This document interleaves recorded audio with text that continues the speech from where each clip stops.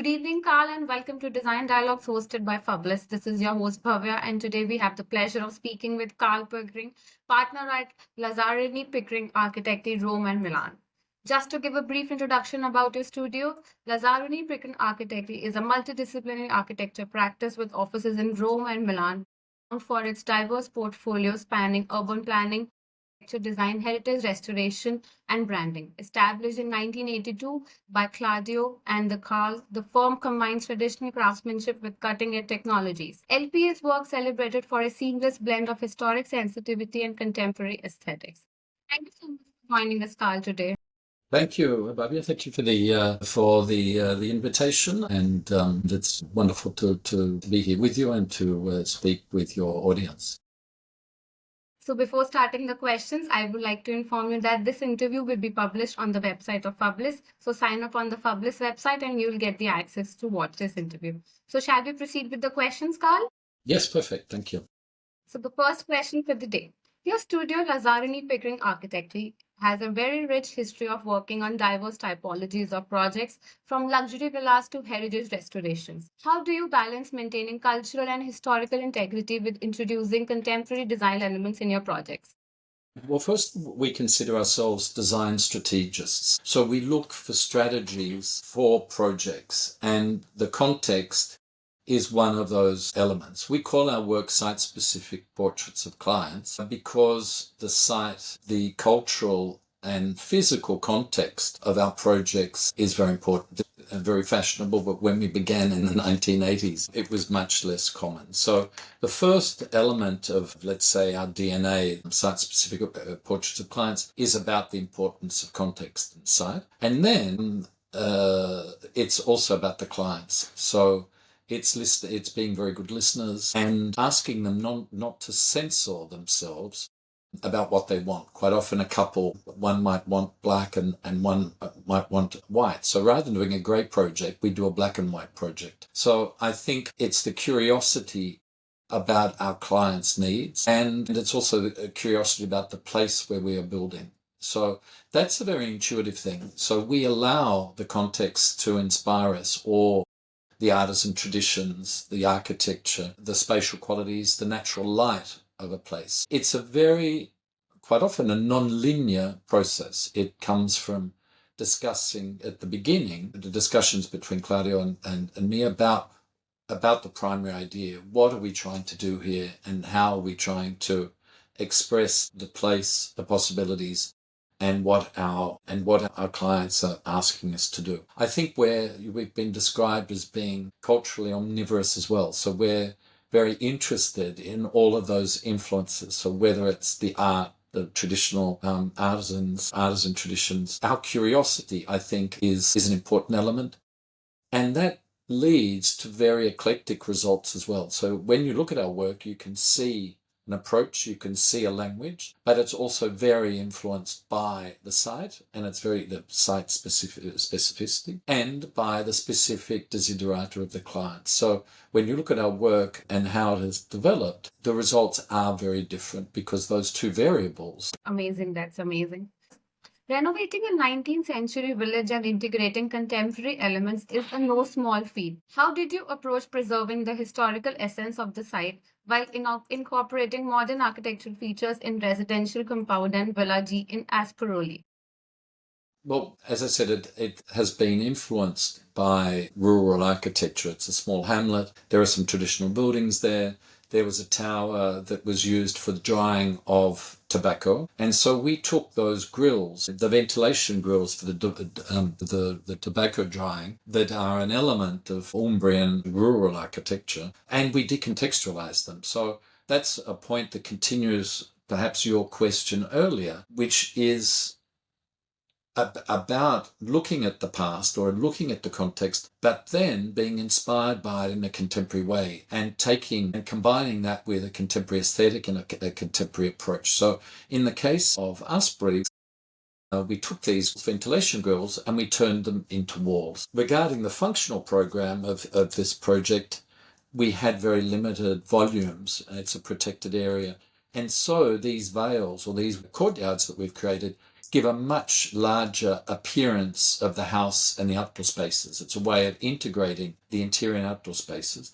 But also, it's important to create a new typology, which is combining, let's say, the glass pavilion of Gnesian tradition with patina, so with the local traditions and the local materiality of the terracotta bricks. So we've used traditional designs of those bricks that we used in the ventilation panels of the tobacco drying sheds that were just an insert into brick walls. Instead, we've taken those and we've extended them. So basically, all of the house becomes these brick veils. And the wonderful thing is it's a wonderful way to frame nature as well. So frame the views. So we've then opened up these filigree filters of the courtyards and around the glass pavilions to then concentrate the views on particular parts of the landscape. So one has this possibility of creating, in some areas, closed walls with these traditional portals. Then we have the glass pavilion that is framed by portals within the filigree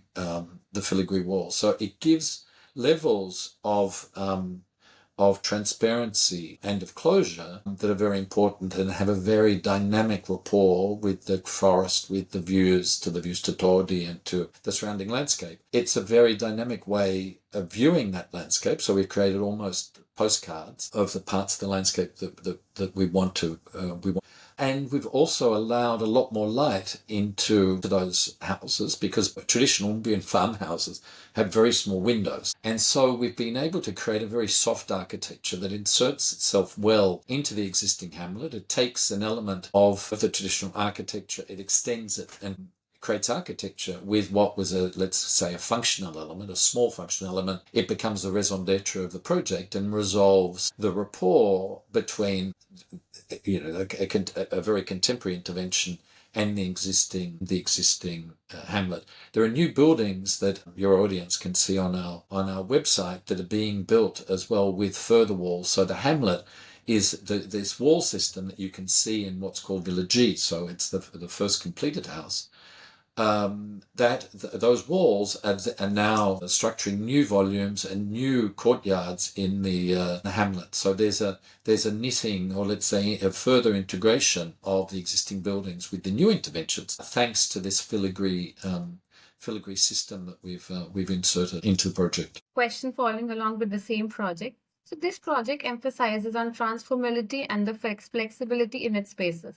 Can you elaborate on how these principles enhance the living experience for the inhabitants and what the challenges you faced implementing them?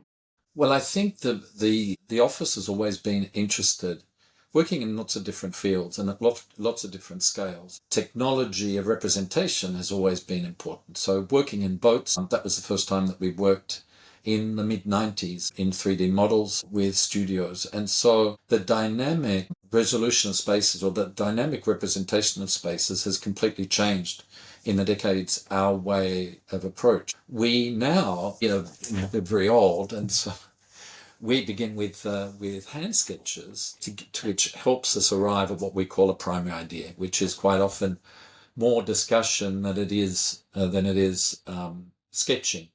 But those sketches become the base of a 3D model. We really do begin to develop the 3D model immediately, which is also interesting in respect to our staff, where perhaps there was a more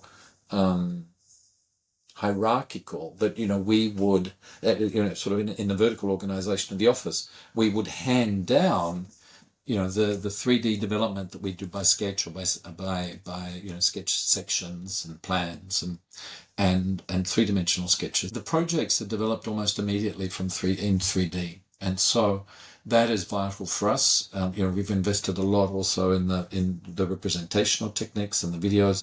We present a video for every concept that we present to new concept that we present to clients, and that really has changed our way of design as well. It's enriched it. I think if one looks at the progress of our projects, there's a continuity that one can see, which is anchored to the importance of the primary idea. But I think also we've investigated more complex geometries that are still under control in respect to, let's call it, lots of blobs. Digital technology has allowed to be developed and to be built. I think we've worked with complex geometry in a very understated way, so that it is completely under control and is in complete continuity with what we've done throughout our career, even when we were doing everything by hand. I think we've been able to personalize, and we've also personalized the Revit system to allow us to be extremely experimental with it. So we sort of stretch the boundaries of our Revit software, which our IT guys are very good at, to arrive, in the experimental phase, to not be held back by, let's say, the more structured system of So moving on to another question. So your studio LPA has been at the forefront of integrating technology, particularly in AR and VR, into architectural design. How do these tools reshape your design process, and what impact do they have on both client engagement and the project outcomes? I think working, as I said before, at different scales and different typologies, we are able to mix those approaches and the technology of that, whether it's the technology of representation or the technology of construction. So when we first started working on boats in 1995, and we'd never worked with carbon fiber or those forms of technology, we then began using that for furniture, and we've even created a bridge with the carbon fiber. So there's an interaction between those different fields, those different scales, the representational systems of those different disciplines, and the construction systems of those, that I think an element of our work is, important element of that work is that multidisciplinary attitude and the grafting and superimposition of different elements from different fields into projects, how they're developed and how they're built. There's no doubt that there is an enormous contribution of artisans into our projects that perhaps were more traditional in time, and now with CNC milling and things. In the best cases, there is a third millennium reinterpretation of the technology and the artisan skills. So there's been this moving forward to allow new things to happen thanks to the integration of, I'd call it the artisan attitude or artisan integration of technology into the production and fabrication process. Also, being good listeners, we love working with consultants and we love working with who builds our things, and that also brings in unexpected advances that you can only design so much within a computer screen and in one's head. And so there's interaction with the technical resolution, the discussion with artisans and with consultants that really does invent new resolutions that we find very exciting about our everyday job of being architects. Perfect. So the design of Casa Museo resolves around the circular trajectories. Could you elaborate on how these dual circumferences enhance the spatial experience and functionality for the project?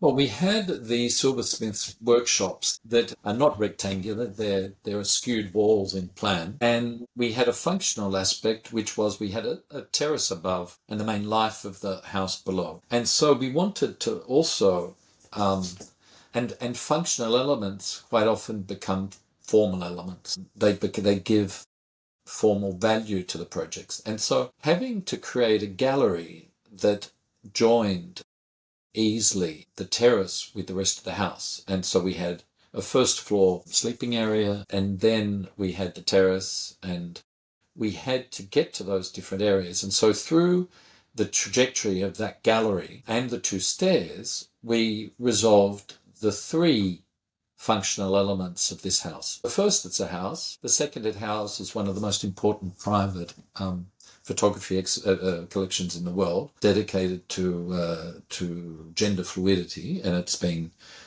created over the past 30 years. Even though that's now a very fashionable. Please excuse that interruption. It's now a very fashionable theme for collecting. And the other element of the Casa Museo, which means the museum house or living museum, is the idea of performances and meetings and discussion. And so the trajectory also sort of resolves an architectural element, which is how to get how to join the terrace with the other spaces of the house. There's an exhibition aspect to it, which it gives further space and gives access to other walls, to the top parts of walls. And there's a frame that one can also use to hang works from. So there's an exhibition aspect to that trajectory. And then there's the theatrical aspect of it. So being able to have people standing or sitting on on that wonderful circular gallery and on the steps that join it to the terrace and to the main area. Just one solution, that trajectory, as normally it does in our work, resolves the whole project. So we look for one idea and we look for a reduced abacus of elements, a very minimalistic isn't the word, let's say very limited number of elements, and we try to empower those with functional and formal aspects. And so that is a leitmotif in our work. And so the combination between the geometry of this trajectory and then the contrasting curve of the conversation pit, because we discovered in construction that we had a void underneath that. So that further enhances the functional use of the house. It's where, it's the television where meetings can be held, discussions can be held, one can dine there. It's a living room as well. So that multifunctional aspect of a lot of elements in our project has been resolved by these two elements, one which is solid and which is a void, the conversation pit, and then one which is suspended and autonomous and inserted into the existing fabric of the workshop becomes another trajectory that becomes another functional resolution of the project. You just mentioned that the silversmith's workshop was transformed into a multifunctional space, which is a very unique factor to the project. How did you navigate the balance between maintaining the character of the original space that was given to you and introducing contemporary elements for domestic exhibition and theatrical purposes? We're used to working in much more noble historical spaces, I must say, but I studied in Venice, where the work of Carlo Scarpa was very important in the university, the teachings of Carlo Scarpa, and Claudio has always been involved in his work, and we visited it. I think, Scarpa taught us the separation between an existing historical, this isn't a very historical, it's from the 50s, the silversmith workshop, and the contemporary intervention, and how to allow a dialogue to exist between them. And so in this case, also the difficult geometry of the existing building was resolved also with that trajectory. So you'll see in one of the images on our website where there's a symmetry in respect to the sawtooth profile of the sheds, that we've created a new axis of symmetry in respect to that central part of the roof. So the first aspect was opening up as much light, bringing, it's a very introspective house, so we wanted to bring in as much light as possible and then screening it off because of the photographic collection. We have lots of different screens and blackout blinds for that as well. And so there was an operation of trying to make the existing shell as light as possible and to bring in as much light as possible, to bring in as much transparency as possible, so to also join the house with the terrace and with the guest wing behind. And then into that, we inserted a skeleton, which is let's call it the trajectory, which is in steel. So there is a differentiation also in materials between the contemporary intervention and the existing fabric, which is one of the principles of Scarpa's and any of the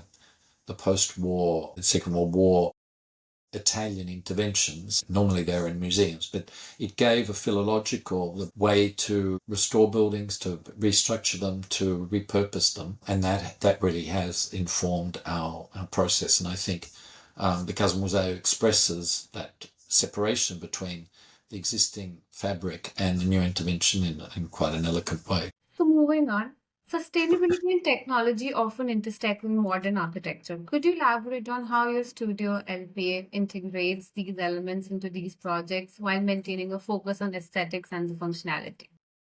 We're design strategists, so the sustainability forms part of that strategy, but it forms part of the strategy from the beginning. So we're looking for a primary idea that as soon as we can has to also consider the sustainability of the project as well. And so there's a process of trying to reduce the impact of the intervention. We're lucky that we have also quite often very good budgets that we can,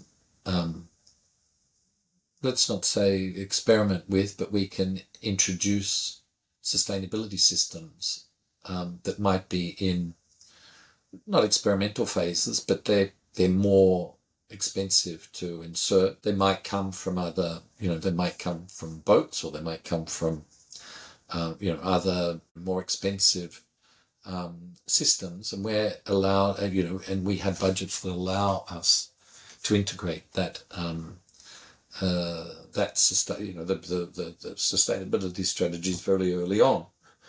But I think the important thing is it's not an add-on. It forms part of the integral strategy of the project. And we also try to give formal expression of that sustainability as well. Please excuse me. And an example of that is another project in Britain, the Bluff, where we just have a system of natural ventilation, and the frames on that mezzanine glass box, the three-dimensional frames of those are a system to keep the doors open and to allow the natural ventilation. So that became the raison d'etre of the project. That importance of natural ventilation then was integrated. It became the architecture. It wasn't just something that we added on because we needed to at a certain point in the design process. It was there from the beginning. Amazing. The design for MP37 elegantly reinterprets classical yacht elements from the 60s and the 70s.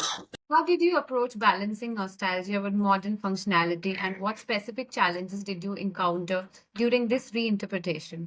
Well, nostalgia, I mean, it's a dangerous word. It's for us, it's an initial inspiration. So I think in all of our work, we're inspired by the context, we're inspired by our clients, we're inspired by the brief. So in this case, it was a brief to look at the early multipamphylum of Benetti. But there's no doubt that this is a third millennium boat.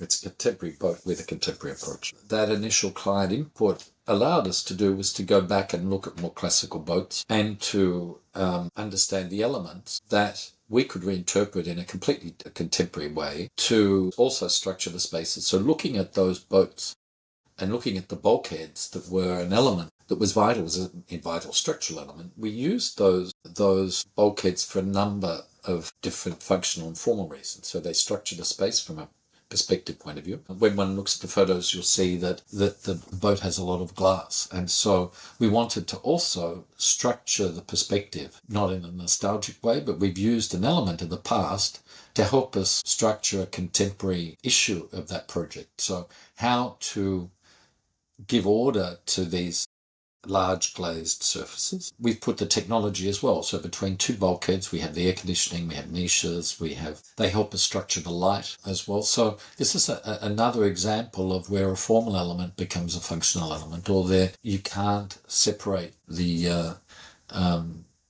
functional from the formal aspect of them. They are the primary idea of the project.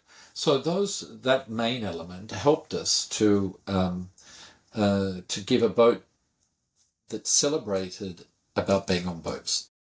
We created many, many years ago, perhaps almost 25 years ago, a boat that was Sairam that was very urban as well. It was very architectural. It was the first, let's say, contemporary motor yacht that Benetti had built. We inserted elements that came also from a language that we use on our land projects. That boat has had an enormous effect over the past 20, 25 years. And there are lots of, I'm not saying copies, but it's influenced a lot of designers in their boats, their boat designs. And so we felt that over the past 20 years, boats are starting to look too much like apartments and too much like villas and not like boats. So there was a slight polemic in this design. We had the opportunity with the multipamphylum to say a boat is a boat is a boat. That we've got to celebrate what being on the sea is about and what being in a boat is about. And so that bulkhead element, that is a vital element of the history of boat building, then acquired new formal and functional aspects and possibilities because it's been decontextualized and it's been loaded with other values. And so I think that's a perfect expression of our process and our approach is to be inspired by the past, but the result is completely third millennium without nostalgia. Amazing. So, Carl, while I was reading and studying about this project of yours, I read a very interesting factor and a very interesting thing that I want to ask you. So, you've chosen to reverse the material palette for this project by using glass for walls and wood for ceilings and floors. What inspired this unconventional choice, and how does this impact the onboard experience for the passengers? Well, I think in the brief from Benetti, where they had inserted into the project these large expanses of glass, we reinforced that with mirror and structuring these views and integrating.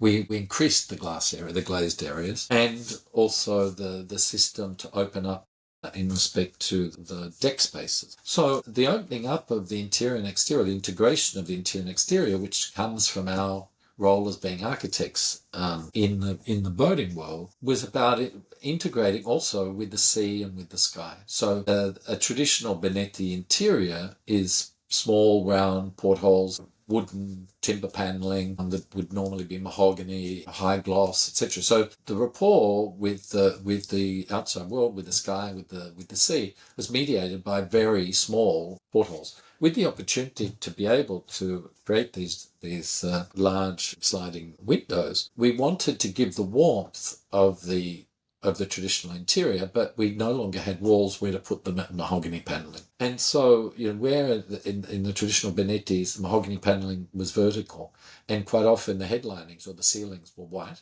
we said, well, let's just reverse that. The glazed walls dissolve those barriers between interior and exterior, and let's bring the traditional warmth to the floor and to the ceiling. And so thanks to the great artisans that work for Benetti, we've worked with these wonderful grains of wood that also, with the low ceilings of the boat, you live with these and with the beauty of how they've worked with the grains of the wood and how they've joined them. In our strategic view and how projects develop, it was logical, it seemed logical to us that we had to bring that wood in. And so there weren't many places left. And that then created a ceiling design that also works on false perspectives, or they're slightly curved in plan and then curved in section as well. And that extends the sense of space as well. They're like enormous ribs, and these two-dimensional surfaces give a sort of slightly cocoon effect in an area that is completely open to viewing the sea and the sky. And so we could give a sense of enclosure without putting into crisis the transparency that is the sort of DNA of this boat. So, Carl, wrapping up this conversation with the last question for the day, what key lessons have you learned throughout your journey in architecture, and how do these shape the legacy you aim to leave behind with your studio? And given the current challenges and opportunities in architecture, what advice would you offer to future architects striving to make a very lasting impact on architecture fraternity? I think the first thing is to be a good listener. And so the joy of collaborating, the joy of introducing new technologies, the joy of the contribution an artisan or a consultant can make to a project. So I think being a good listener before one speaks, being curious is important. We are contemporary art collectors. I think that's an important effect on our work, not from a formal point of view, but from perhaps a conceptual point of view. So curiosity, whether it's of the economy or of culture in general, I think widens one's perspectives, and it's an infinitely more complex world from day to day.